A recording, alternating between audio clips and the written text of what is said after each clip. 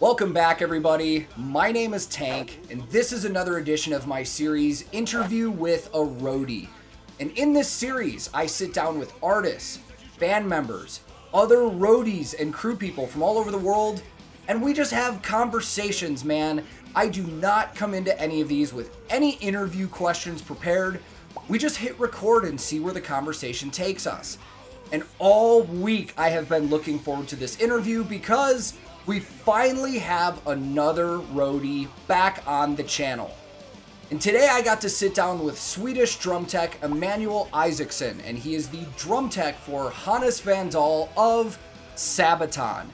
And this was great, man. He is a wonderful guy. We got to talk about what our lives look like touring on different parts of the world, what it looks like when he comes over to the States and tours, how he became a roadie, how production changes mid-tour affect our daily workflows. It was just a fantastic conversation, and I really hope you guys enjoy this.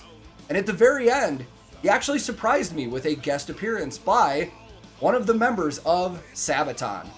So sit back, relax, enjoy this next 30 to 35 minute conversation that we had, and hopefully you learn something new and get some great enjoyment and knowledge out of this. Let's go. Welcome back, everybody. I have a very special guest today that I am super excited about. Why don't you introduce yourself for everybody? Tell everybody who you are. Hi, my name is Emanuel from Sweden, touring backline tech, focusing on drums. And I'm the drum tech for Hannes van Dahl in Sabaton. Yes, we've got some Sabaton roadies in the house, man. I'm super excited about this, dude. Excited to be here. Dude, thank you for taking the time to do this. And it's crazy because I think like people that watch these think that all of this is set up like really well in advance. And it's funny, I just wanted to say, like, I was out running errands and I got a text from you that's like, I've got stuff going on. Is there any way we can do this now? And I'm like, yes, let's do it. So I literally just came home and sat on my computer. That's what's funny about this stuff, man, is like we just make it work. So dude, this is wild. I love having other backliners and roadies and stuff on here to talk and just kind of get to know each other, because we basically do the same jobs just on different ends of the world. But obviously you've been, you've traveled all over, I've traveled all over and been over there. So let's just get the obvious stuff out of the way first. What have you been doing to keep busy since we haven't been working? Because we got sent home in March last year. Was it about the same for you guys? Yeah, same for us. I think I was mid-March. We were halfway through a tour in Russia. It was supposed to be 4 weeks. We ended up doing 2 of them. And I think we were in, I can't remember which city, but we were in, I think it's Yekaterinburg. And we were supposed to do a show that night or the next day, and so we were all there in the city, and then it's like got the call like it's off, it's not gonna happening, and we were home the next day. That was what was similar for us too. Like we were doing a show in Las Vegas, and it was pretty early on in the start of our tour, and we kind of got wind that something was going on like that day while we were loading in the show. And a few days after that, we were supposed to go to Australia. And before the show started, management emailed everybody and they're like, we're not going to Australia no matter what, but we're going to still continue the tour. And by the time we finished the show that night, they were like, we're going home. Everybody's going home. It was crazy. It was quick. Was it easy for you guys to get back home? Or were you stuck for a while? Yeah, it was easy. No trouble really. But it was a little bit scary, just with everything happening, and when we were in Russia, obviously getting updates from back home, these restrictions, these countries closing borders, and what's going to happen. Obviously, we had no real, or at least I didn't have any real knowledge about or how it would work out, with travel home. But it all worked out fine. No one had any issues, so we got home in time. Yeah, that was kind of the same for us too, because right away they were like, yeah, we're just going to go home for 2 weeks. And then it turned into a month, and then 2 months. And then, I kind of got to the point where I just kind of didn't like, I don't want to be negative, but it's like, I didn't believe anything I was hearing anymore. Like once we got to like May and June and they're like, oh, we'll be touring by the end of the summer. I was like, I'll believe it when I'm back on the bus, because nobody knows what's going on. But so what have you been doing to keep busy while you've been at home? Have you been working on anything or? All kinds of stuff, I think. Just trying to get, well, first during the summer, I try to actually enjoy the summer a little bit, enjoy the weather, try to take the time to enjoy, you know, just hanging out and barbecue and that kind of stuff. Because normally we're really busy during the summer. Yeah. Thinking like, holy shit, I haven't really had this much time off during the summer. Yeah, yeah, I dude. Remember how many years, you know? Dude, so places, airports and flying in and out and buses and festivals and just everything, which is great. And I mean, I'd rather do that because I love doing that. But yeah. It's like, okay, this summer, that's not happening. So let's make the most of it. Yeah, dude, that's what my wife and I were talking about. It was like, it's a bummer, but at the same time, it's like, this is the most time I've had at home in like at least 10 years. Yeah. It's crazy. So let's talk about what you do and what's like how you started. So we kind of talked before this and you said you had started teching for Hannes and being out with Sabaton about 2013. Yeah. How were you teching for anybody before that? How did it come that you started working for them? For Sabaton, you mean? Yeah.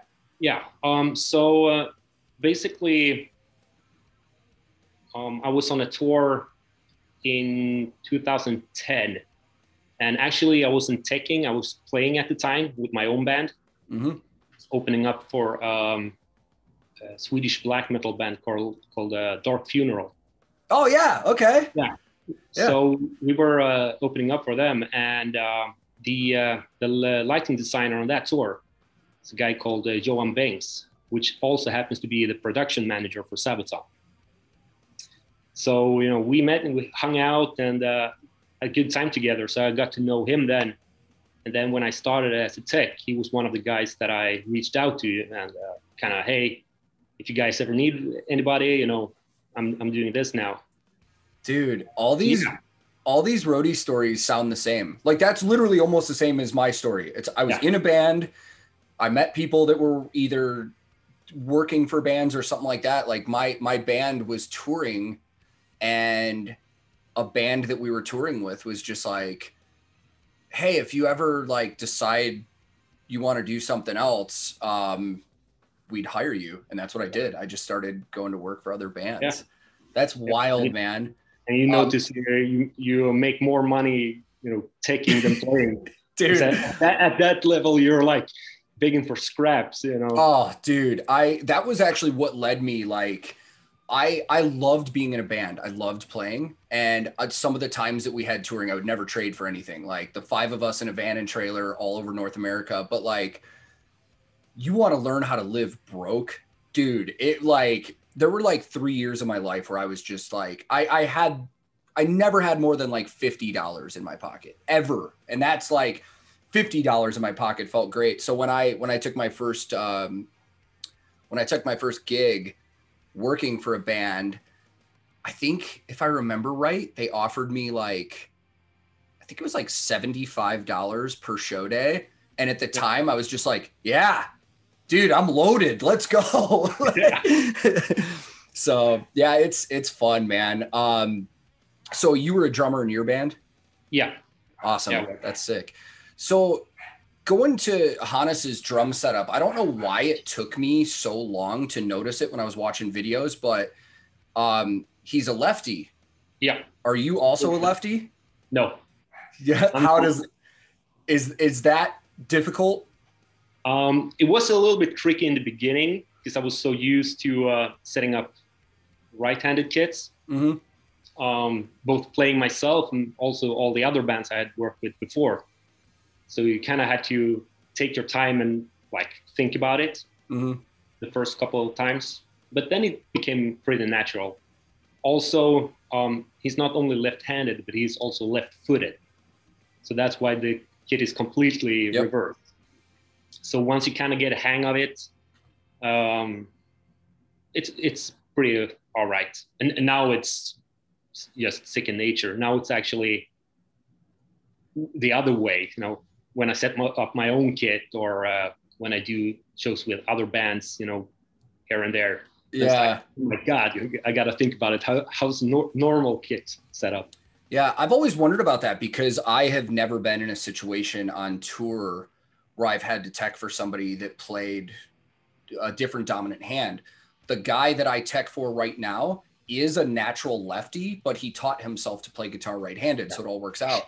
There was one tour that I got offered a bass tech position on where the bass player was left-handed, and I was like, oh, that's easy. Like, I'll just bring a bass from home and I'll sound check right-handed. And they're like, no, the band is really particular and they want you to use their exact gear when you line check and sound check. And they're like, you need to learn to play bass left-handed. I was like, that's asking a lot, dude. Like, but I ended up not getting the tour anyways. But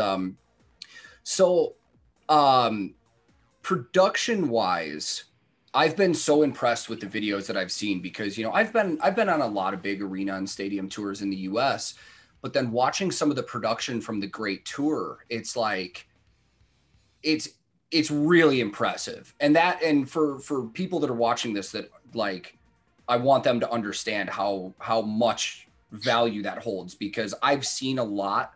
And the fact that I looked at those Sabaton videos and literally was like, holy shit, like, it's a lot of work, man. When you guys were on the Great Tour, because there's been a lot of speculation. When I watch these videos, I take guesses at some things and then people will be like, well, this is the answer, but I don't know if it's the answer. So when you guys were doing the Great Tour, how many trucks, like semi trucks, did you have on that tour that you had to unload daily? We had 7 trucks. 7. Okay. Yeah. It was, 7 trucks. Okay. And then crew wise, when you were traveling in buses, around about how many buses did you have to carry crew? Let's see. So the buses were, for Sabaton was 5 double-decker buses. Okay. That's not including like, because I assume on a tour like that, you guys were carrying like a lot of vendors and a lot of people from audio and video companies and stuff like that. Yeah. That was, for they were sharing buses with us to kind of all combine. Yeah. Dude, that's another point that a lot of people don't realize is that when bands tour, they have their crew that works directly for them. But every time a big tour goes out, you have what we call vendors, which are audio, lighting, like they're the people that the companies will send out. So every new tour you start, unless you're getting the same people, you might get different people from different companies, which that's a whole new level to our job where you have to like adjust and learn to work with other people. Stage a lot setup. Of new faces and names.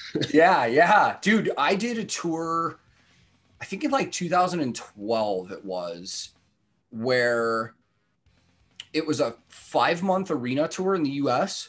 And there were still people by the end of the tour that I would walk by that I know I would see every day, but I'm like, I don't know who that person is or what they do. Yeah. Because, you know, on an arena tour, I was specifically on that tour doing merchandise. So a lot of the times I was in the merch truck and I was up in the concourse and stuff. So I didn't spend a lot of time around the stage, but it's wild, man. Like even tours now, when we go out, it takes like a full month to meet everybody and get to know names. And it's wild. Yeah. And you're usually on like different schedules as well. Yeah. Depending on what you do, or like merchandisers usually somewhere else in the building. Mm-hmm. Production people might be stuck in the office the whole time.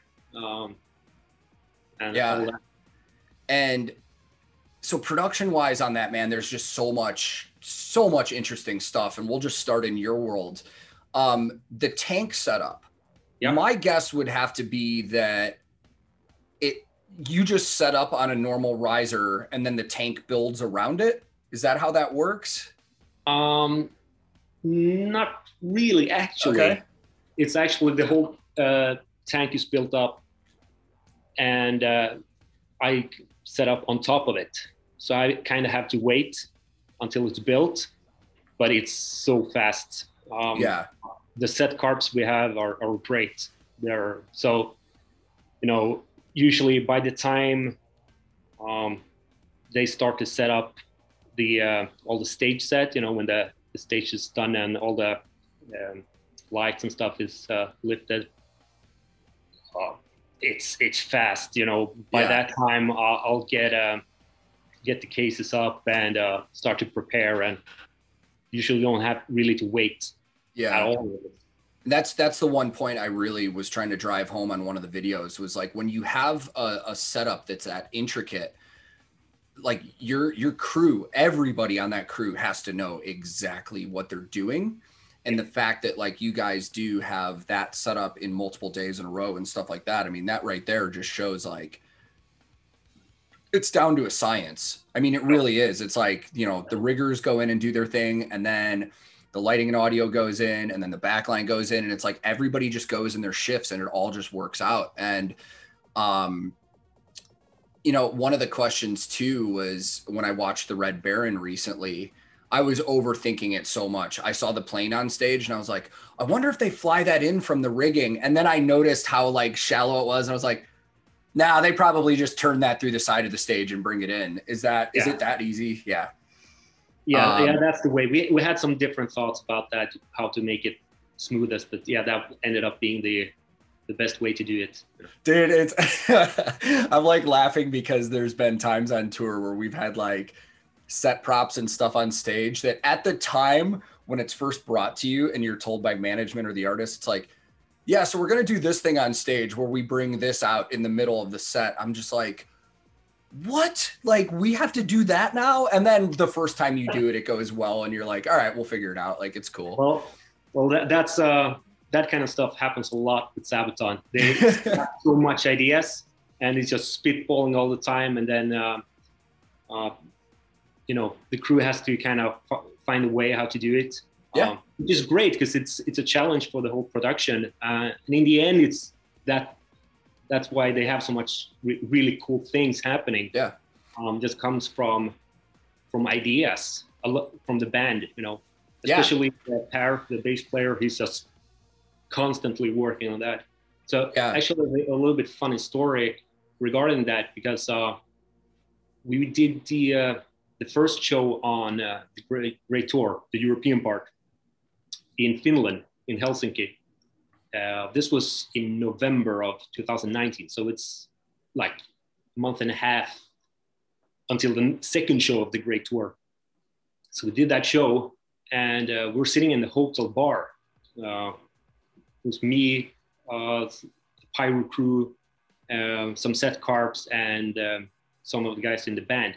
And we were talking about the show. It was like nice, everything went really good. First show. And we were talking ideas, and I can't remember who came up with it. But someone came up with the bazooka idea. That'd be cool. I think Per came up with it, started talking, and the head of pyro, Ari, was sitting next to me. He's like, yeah, we can just do it like this and this. And yeah, that's cool. And then just kind of came up with the whole idea about it in the bar there. And then, a week later or two or something, I got a text from Ari with the picture. It's like, here it is, man. More ideas. And dude, they have a camera mounted inside of it so they could put it up on the video wall, and all that just happened. And then we had it for the rest of the tour. And that's like that all the time and stuff. Dude, it's so amazing how many production ideas come up at hotel bars after shows. Oh, yeah. like, dude, well, I've had that happen so many times. So I've been working for a country artist named Dustin Lynch for the past 5 years. And I've been all over the place in the rock and roll world, metal, all that stuff. But living in Nashville now, it's great working in country with the scheduling and stuff. But he's also super very hands-on, like with all the production. It's like, if he has an idea, it's like, it's almost like a joke sometimes when we're sitting somewhere and he's like, hey, I had an idea. Well, I'll just be like, okay, what do we have to do now? And it's never been anything like super insane, but there have been little things where, again, it goes back to that whole, how are we going to make this work? But then the roadie mindset is almost militant. It's like, we will make this work no matter what. Yeah. So if the artist wants it to happen, we're going to make it happen. And that's so fun, man. Like, it's possible to do. You'll find a way, you know? Yeah. I mean, I'll admit defeat on some things. There have been some things I fought against where I was like, that cannot work. Like, it won't work. And then I'll have like the artist or somebody just be like, well, just humor us, try it. Yeah. And then we make it work no matter how difficult it was. And then they're like, okay, it works. So we're going to do it. And I'm like, all right. Yep. But dude, it really, though, it pays off in the end, because like, I don't care how bad or how stressful my day is because every venues are different. You know that you have to fight different obstacles every day. But when it gets time for the show, and then you see the reaction of the crowd and how much fun they're having, even for us, and we're not performing, like, it's worth it. It's a blast. It is. So I think people would like kill me if I didn't bring this up, but I'm going to ask it in the way that I know it would probably resonate. How many times a day and how annoying does it get when people ask you about Hannes and Floor? Like, I just imagine, because of, you know, Hannes's stature and her stature with Nightwish, people have got to ask you that all the time. Like, it's like well, actually, I don't hear that very often, to be honest. So you're lucky. It's not really on people's mind around that. For us, it's just second nature, obviously. I didn't think it would come from like the crew or any of the local crew, but just like if you had a random fan interaction. Because, dude, I do reactions every time I do a reaction to a Sabaton video. 20 people are like, "Do you know that Floor and Hannes are married?" I'm like, "Yes, it's fucking not a big deal." Like, I get it.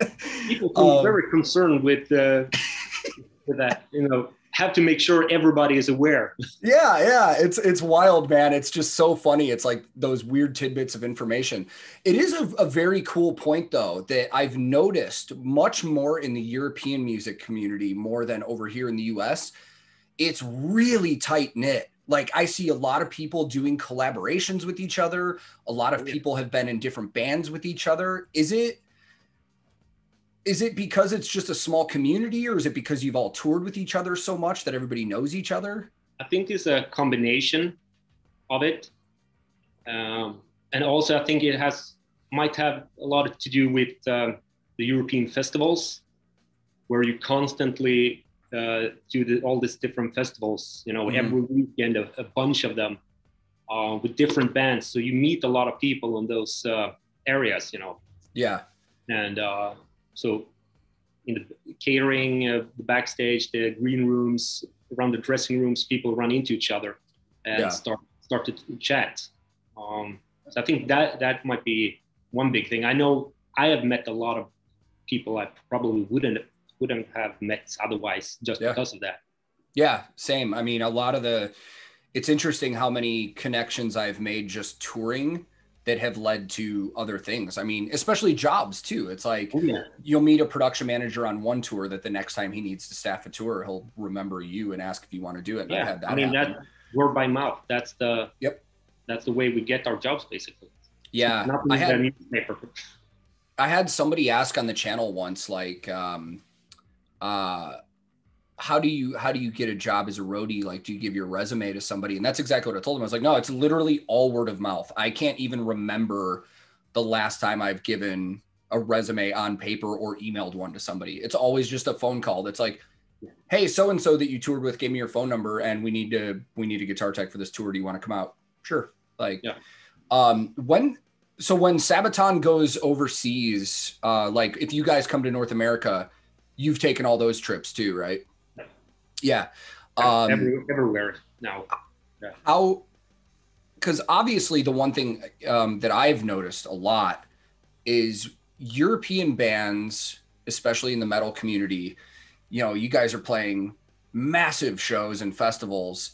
And then when you get to North America, it's like 1,000 to 2,000 cap venues. And that's so mind blowing to me, because at least where I'm at right now from discovering new music, the European metal scene to me is so, and you don't have to comment if you don't want, but it's so superior to what's going on here right now that it blows my mind that like when bands like Sabaton and Nightwish and stuff like that come over here, they're playing at the little club in Nashville and not at the arena. But it's like, it's the marketing thing. It's like, yeah, you don't hear those bands on the radio here.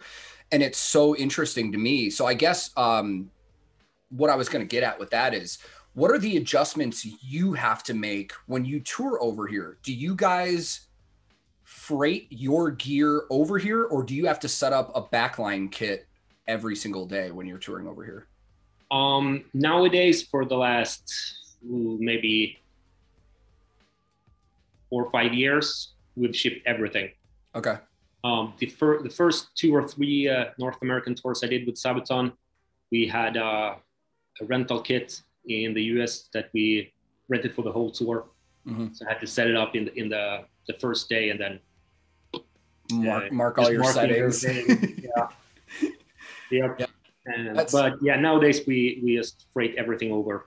That makes it a little better, man. Because like when we go overseas, at least in country music, it's never really long tours. It's like we go over for like a few festivals and a couple random shows. So I'll bring my guitars and our fractal rigs and stuff. But before we had fractals, it was like different amps every day because we weren't doing full tours. We would have to get different backline every single day. And like, never know the condition of it. Oh, dude, it blows my mind with some of these backline companies. Sometimes it's like, I've had amps delivered that are clearly blown. And I'm just like, how did you not find this out in the shop? Like, what's going on? Like, but dude, there's so much work that goes into this stuff. And I'm just so happy that I get to have people like you. And I had Patrick, who's the tour manager for Elvati and Heilung. He was on here on an interview. And it was just so cool to hear like the logistics of the stuff that, you know, from other backliners and tour managers, like what you guys have to do, man. It's a lot of work. It is. And I'm not trying to like toot my own horn and like make people be like, yeah, you should think more of us. It's just like, it really is a lot of work, man. And I really hope with some of these interviews, people just kind of understand like, you know, what we're going through and what we're doing and stuff, but I wouldn't trade it for anything. I love it. And I'm sure I love it as well. Yeah. Every day I love it. It's even those long days, early morning, late nights. Yeah. It's just great. I love drums in general, playing, taking care of it, all the technical and doing other stuff as well, you know, with backline. But I get to work with my hobby basically, you know? Yeah. It's great. It's like, what better job for somebody that just loves gear? I get to sit and work on guitars all day. It's awesome. Like and travel the world with a bunch of awesome dudes. Yeah, it's great, man. And then, you know, we get to meet other people like this. What I'm excited about now is when things get back to normal, whether I am over there or you're over here, one of these days, somehow, like, you know, you and I are going to meet in person somewhere. Yeah, and it's great. Like, dude, I already told, I can't remember who I was talking to. It might've been Patrick when I was interviewing him, but I was like, dude, this is great now. Cause when all these bands come over and tour North America, dude, I'm just going to be at all these shows. Like I am so excited for the first time I get to see like, dude, Sabaton, Nightwish. There's some other bands I've really been getting into lately too. Dude, Swedish band, actually. The first time I see Orbit Culture have a show here, I'm there. I've been loving that band lately. And then they're great. Dude, and then this blows my mind that I didn't discover them sooner, but Evergrey. Like, dude, when I was in high school, I grew up with the Swedish metal scene, dude. Like, it was my intro to European metal was like In Flames, Soilwork, Dark Tranquility, Arch Enemy, At the Gates, The Haunted, all that stuff. And then it eventually got me into Children of Bodom and then Dimmu Borgir and stuff like that. And I first heard Evergrey like 2 weeks ago. And people were like, how are you into those bands and you never heard them? And I was like, I don't know, but I absolutely love it. And I actually saw that they just released a new music video. So after I'm done talking to you, I'm probably going to go watch that too. And then, oh, and then full circle, I forgot, Hannes drummed for Evergrey before Sabaton. I didn't know that until recently. Yeah. That's wild. That's actually when I met Hannes the first time, when I was playing with them, and I was taken for some other bands, ran into each other on a bunch of different festivals. So we actually talked about, hey, we should work together someday, you know, be cool to do. And then when I was booked for the first show with Sabaton, he was not officially announced as the new drummer, because I was booked just a couple months after he joined. Or I was booked before he officially joined, but the shows were just a couple of months later. So I was booked for taking for Sabaton, and then I saw on Blabbermouth actually that he was announced. So I just texted him like, "Hey, congratulations on the new gig.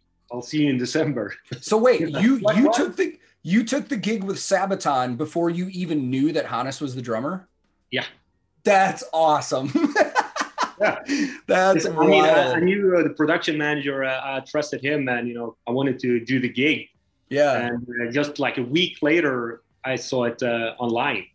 Yeah, that's another good point too. Is there are situations where like band members normally, some bigger musicians do, but they don't have the same tech all the time. Like there are backline techs that work for the bands, and if a band member gets replaced and they stay, they're just going to end up teching for somebody else. That's happened to me too. That's wild though. What a coincidence that like you took that gig and then he got it. Yeah. That's crazy. Well, I've had you here for a minute. I know you got stuff to do and I don't want to take up a lot of your time, but I know worries, man. What is your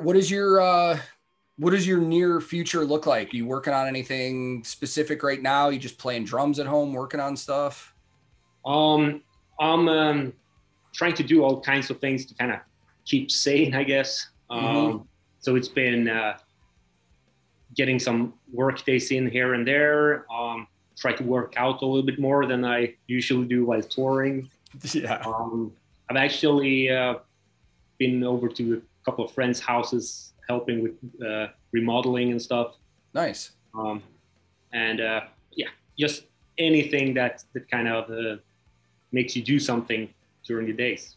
Yeah, absolutely. Yeah, it's my routine has changed as well in terms of like, I never worked out on tour because I always wanted to save my energy for show days and stuff like that. But you can be on your feet for like 8 hours. Yeah. And I always like to work out at home, but with the pandemic going on and stuff like that, I actually haven't worked out in probably like almost a year now. And it's funny because things are changing at home. Like my wife and I are about to have our first kid. So it kind of works out that we're home, which is awesome. But nice, man. Congratulations. Thank you.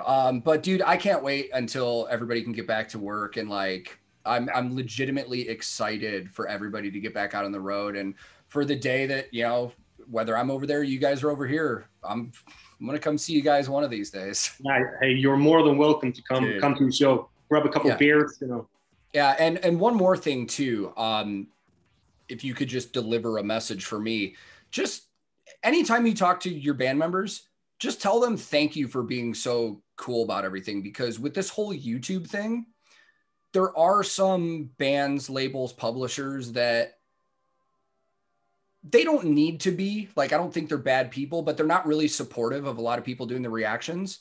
From the first time I ever posted a Sabaton reaction, I've had Per, Hannes, other people like respond or repost it. And that just is like the most humble, cool thing ever. So just tell them thank you, because that's really cool. Yeah, they're all really great guys. Dude, they seem like it, man. They really do. And it's like there are some bands that I look at where I'm just like, oh, they seem like they'd be hard to work with, but these guys don't, man. They look like just awesome people. It's great. It's the greatest gig I could imagine. Yeah. It's awesome. A lot of fun.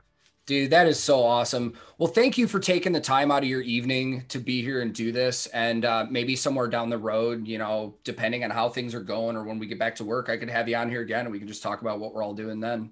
Yeah, for sure, man. Awesome. It's a pleasure, man. Dude, thank you so much. Be safe.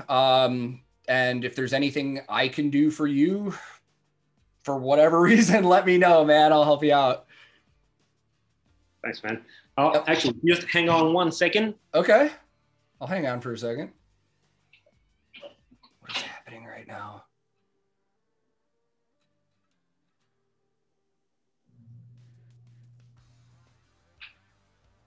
I really have no idea what's going on. What the fuck, man? Oh my God, dude. Wow, I was not expecting that. Dude, wow. Well, we've got a surprise here. Holy shit. Yeah, of course. Dude. Okay. How's it going? Good, man. How are you? Oh, very good, very good. Dude. Sitting here rehearsing some songs, going into the studio soon. Yes. Recording some guitar solos. So it's gonna be fun. Dude, that is super sick, man. I was just telling him, I was kind of just, I don't know if I should tell you, but no, I was just kind of praising you guys for just being so rad about, you know, ever since I started this YouTube thing. Yeah. You guys, more than almost any other band, have been like really, really cool and supportive about the whole reaction thing. And it just, it means a lot. It's really cool. And I just want to say thank you. Awesome, man. Man, it's been, you know, obviously if you've seen it, you know, but it's like, yeah, absolutely. Also, I'm also a roadie and I've had nothing else to do. So getting to look at your guys' gear has kept me busy. So dude, what do you got there? Is that your 7-string? It's just a 6-string Ibanez one. That's the only one I could find here in the warehouse right now. Yeah. My 7-string is on the loose somewhere. Nice, dude. That's sick. Yeah. Fuck, man. I was not expecting one of you guys to jump on here. This is wild. Yeah, of course. It was like, yeah, can you do that like a cameo thing? Like come and say hello. It's like, yeah, fuck yeah, of course. Dude, that is so awesome. Thank you, man. Yeah, you're welcome. So hold on. Dude, you said new music. Yeah. Have you guys recorded anything yet, or are you getting ready to? Yeah, we are actually in the studio. That's what I thought. Okay. So we've been telling everybody, and I think it's on a YouTube thing. We told everybody that after New Year's Eve, we will enter the studio and record a new album. Yep. So that's what we're doing right now. I'm here in the warehouse, laying down some, not laying down anything, but just practicing some songs now. And then tonight we go to the studio, and then in the morning we start recording some guitar solos. Sick, man. How far along are you? You guys got much left to do? It's a little bit about choirs and stuff, but all the drums, all the bass, guitar, rhythm parts are done. So it's just some guitar solos now and some female choirs and stuff like that. Sick. Dude, that's awesome. That's so awesome, dude. Oh, man. Well, I'm gonna have to run. Dude, absolutely. I was going to say, thank you, man. Dude, thank you so much, man. Yeah. Dude. No worries, man. Keep up the good work. Absolutely. Thank you, man. See you soon. All right.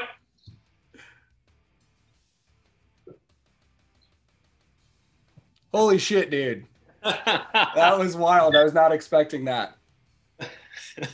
Well, dude, thank you once again. No problem, man. Seriously, this was an absolute blast. I love this conversation. I love talking to you, and hopefully we can get to do this again sometime. Yeah, hopefully, man. Dude, I will talk to you soon, man. Stay safe. Stay safe, man.